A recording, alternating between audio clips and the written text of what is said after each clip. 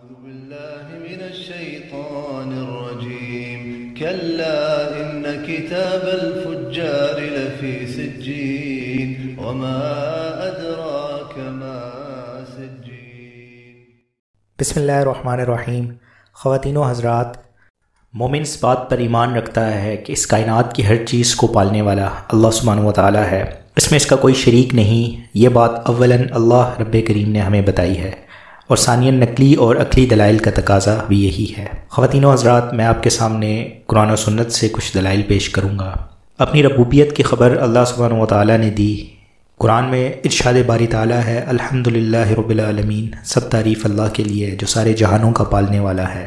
اور اپنی ربوبیت کے اسبات میں فرمایا، قل من رب السماوات والارض قل اللہ، یعنی کون ہے جو آسمانوں اور زمین کا رب ہے، کہہ دو وہ اللہ ہے۔ اور اپنے رب اور معبود حقیقی ہونے کا یوں اظہار کیا، رب السماوات والارض وما بینہما ان کنتم موقنین لا الہ الا ہو یحیی و یمیت ربکم ورب آبائکم الاولین، یعنی آسمانوں، زمین اور ان کے درمیان جو کچھ ہے سب کا وہ پروردگار ہے اگر تم یقین کرتے ہو۔ اس کے سوا کوئی معبود نہیں، وہی زندہ کرتا ہے اور وہی مارتا ہے، تمہارا اور تمہارے آباء و اجداد کا وہی رب ہے۔ مشرکین پر حجت قائم کرتے ہوئے فرمایا، قل من رب السماوات السبع ورب العرش العظیم سیقولون للہ قل افلا تتقون، یعنی کہہ دیجئے ساتوں آسمانوں اور عرش عظیم کا مالک کون ہے، تو کہیں گے اللہ، تو فرما دیں پھر کیوں نہیں ڈرتے۔ انبیاء اور مرسلین علیہ السلام نے بھی رب کائنات کی ربوبیت کی شہادت دی، اقرار کیا اور عام لوگوں کو یہ پیغام پہنچایا۔ حضرت آدم علیہ السلام نے اپنی دعا میں کہا، ربنا ظلمنا انفسنا وان لم تغفر لنا وترحمنا لنکونن من الخاسرین،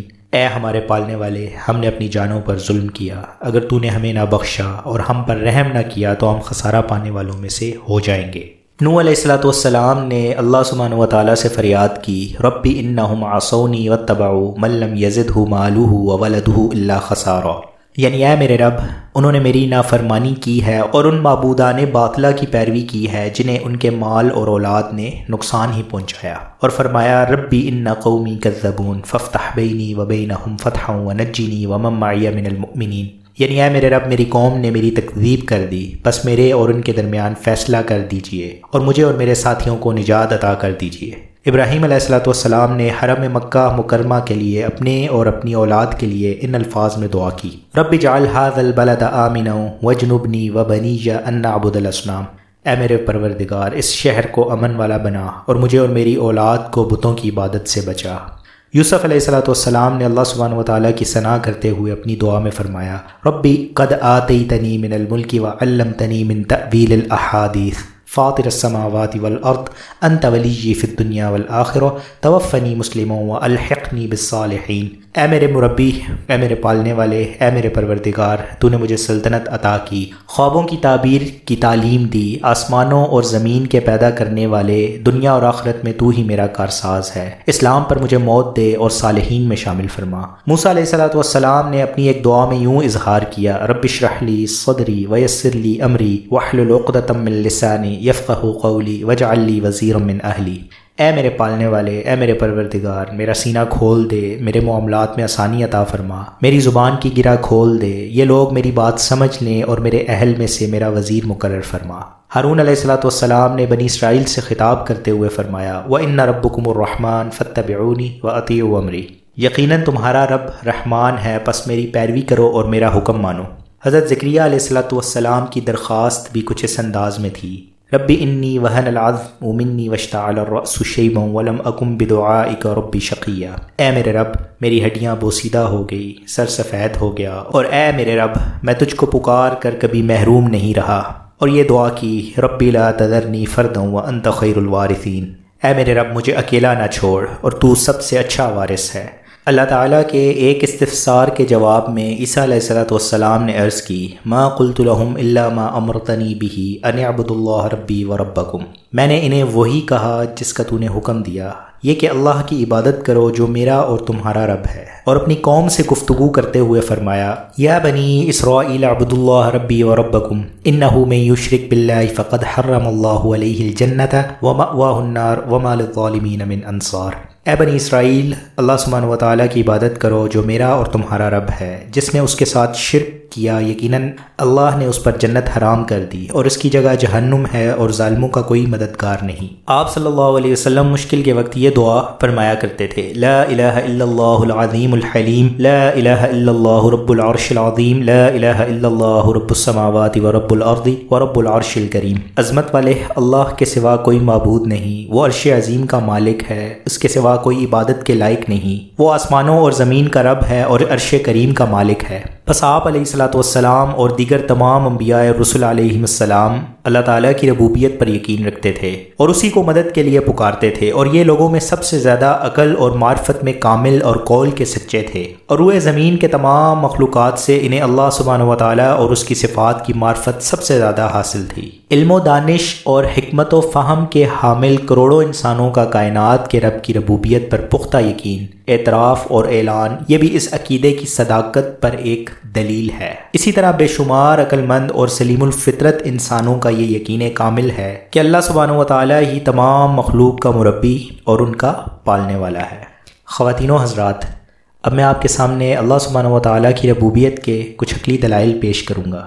ہر چیز کی تخلیق اور پیدائش اللہ تعالیٰ نے بلا شرکت غیرے کی ہے، اس لیے کہ تمام انسانوں کے نزدیک یہ بات مسلم ہے کہ تخلیق و ابداع کا کوئی مدعی ہے، نہ اللہ کے سوا کسی کو یہ طاقت حاصل ہے۔ مکمل اجسام و اجرام تو کجا، معمولی اشیاء مثلا انسانی یا حیوانی جسم میں بال، پرندوں کے بازوؤں کا پر، ٹہنی پر پتہ، یہ سب اسی کی کرشمہ سازی اور صنائی کے شاہکار ہیں۔ اس کے خالق مطلق ہونے کا قرآن حکیم میں یوں اظہار کیا گیا ہے، الا لہ الخلق والامر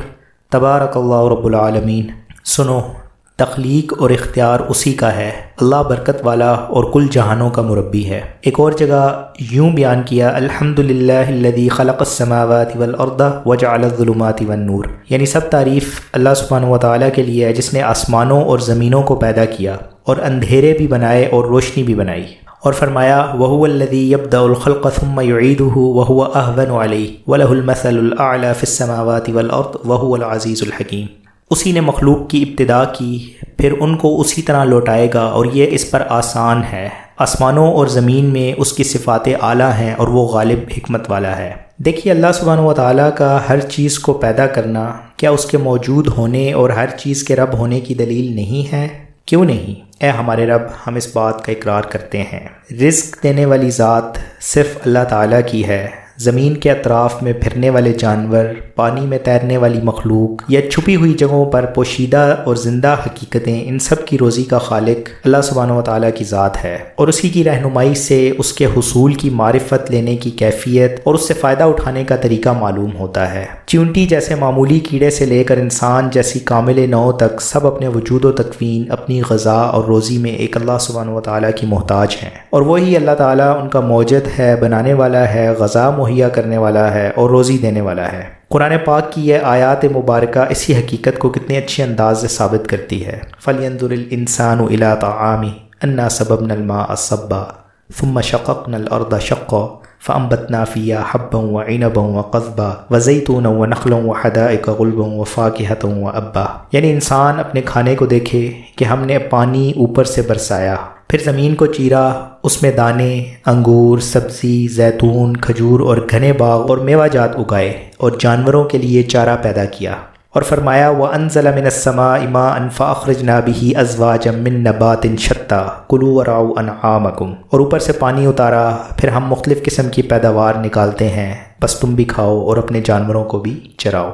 اس کے سوا کوئی حقیقی معبود نہیں اور اس کے سوا کوئی رب نہیں۔ ارشاد باری تعالیٰ ہے فَأَنزَلْنَا مِنَ السَّمَاءِ مَاءً فَأَسْقَيْنَاكُمُ وَمَا أَنْتُمْ لَهُ بِخَازِنِينَ، ہم نے اوپر سے پانی اتارا، ہم ہی ہیں تم کو پلاتے ہیں، تمہارے پاس اس کے خزانے نہیں، روزی دینے والی ذات اللہ تعالیٰ کے سوا اور کوئی نہیں۔ وَمَا مِن دَابَّةٍ فِي الْأَرْضِ إِلَّا عَلَى اللَّهِ رِزْقُهَا وَيَعْلَمُ مُسْتَقَرَّهَا وَمُسْتَوْدَعَهَا، زمین پر رینگنے والی مخلوق کی روزی اللہ تعالیٰ کے ذمے ہے، اور وہ ان کی قرار گاہیں اور جہاں جہاں امانت ہے سب جانتا ہے۔ جب بغیر کسی نزاع اور اختلاف کے یہ ثابت ہو گیا کہ اللہ تعالیٰ سب کو روزی مہیا کر رہا ہے، تو سب مخلوق کا پالنے والا اور مربی بھی وہی ہے۔ انسانی فطرت سلیمہ بھی اللہ تعالیٰ کی ربوبیت کی شہادت دیتی ہے۔ ہر سلیم الذوق انسان جس کے مزاج میں فتور نہیں پیدا ہوا اپنے دل میں یہی شعور رکھتا ہے کہ وہ کمزور اور ایک بے نیاز طاقتور بادشاہ کے آگے عاجز ہے، اور اس کی تدبیر و تصرفات میں مجبور و لاچار بھی، اور وہ پکار کر یہ اقرار کر رہا ہے کہ اللہ تعالیٰ ہی ہے اس کا اور ہر چیز کا رب اور پالنے والا۔ یہ حقیقت اگرچہ اپنی جگہ مسلمہ ہے کہ کوئی فطرت سلیمہ کا حامل انسان اس کا انکار نہیں کرتا،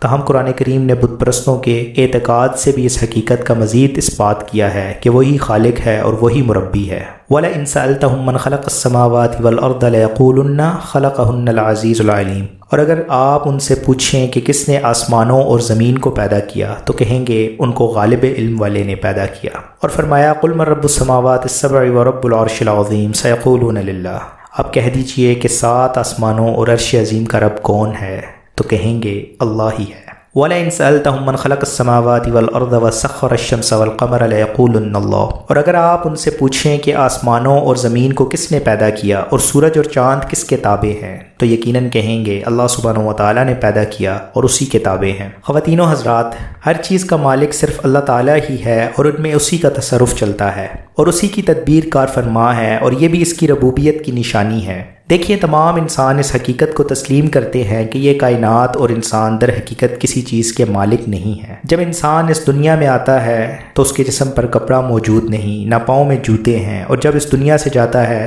تو وہ بھی خالی ہاتھ، صرف چند گز کپڑا اس کے جسم کو ڈھانپے ہوتا ہے، تو کیسے کہا جائے کہ انسان کسی چیز کا مالک ہے؟ اشرف المخلوق انسان کی پوزیشن یہ ہے تو باقی مخلوق کس طرح اشیاء کی مالک گردانی جا سکتی ہیں؟ تو ثابت ہوا کہ حقیقی مالک اللہ سبحانہ و تعالیٰ ہے اور اس میں کوئی جھگڑا یا شک و شبہ نہیں۔ تصرف و تدبیر کا حال بھی اسی انداز کا ہے۔ رب کائنات کی ربوبیت اس کی صفات خلق، رزق، ملک، تصرف، تدبیر سب ہی داخل ہیں، اور بت پرستوں نے بھی اس حقیقت کو تسلیم کیا ہے۔ قرآن پاک نے ان کے اس عقیدے کو کئی صورتوں میں بیان کیا۔ کہہ دیجئے کہ تم کو آسمان اور زمین سے روزی کون دیتا ہے، یا کانوں اور آنکھوں کا مالک کون ہے، اور مردہ سے زندہ اور زندہ سے مردہ کون نکالتا ہے، اور معاملات کی تدبیر کون کرتا ہے، تو کہیں گے اللہ۔ تو آپ کہہ دیجئے پھر تم ڈرتے کیوں نہیں؟ یہ اللہ ہے، تمہارا پالنے والا، تمہارا پروردگار، اور وہی حق ہے، اور اس کے علاوہ تو صرف گمراہی ہی ہے۔ وآخر دعوانا ان الحمد للہ رب العالمین۔